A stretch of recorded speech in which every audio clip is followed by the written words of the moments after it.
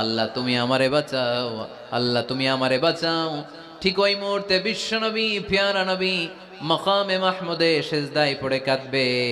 তিনি ইয়া নাফসি না বলে চিৎকার করে কেঁদে কেঁদে বলবে, উম্মতি উম্মতি রবলি হাবলি উম্মতি, ও রব আমার উম্মতকে তুমি বাঁচাও। পুরো কিয়ামত জুড়ে চিৎকার, ইয়া নাফসি আল্লাহ আমারে বাঁচাও। বিশ্বনবী বলবে ইয়া উম্মতি আল্লাহ উম্মতরে বাঁচাও। সুবহানাল্লাহ পড়বেন না? বিশ্বনবী মাথা তুলবেন না। রব্বুল আলামিন সাইয়েদনা জিবরাইল আলাইহিস সালামকে পাঠাবেন, জিবরাইল যাও নবীকে জিজ্ঞেস করো, ইয়া নবী আল্লাহি মা ইউবকি, কেন আপনি কাঁদেন? বিশ্বনবী মাথা তুলবেন না, সিজদারত অবস্থায় উত্তরে বলবেন, উম্মতি উম্মতি, আল্লাহ আমার উম্মতের কি হবে আপনি বলেন, আমার উম্মতরে আপনি বাঁচান।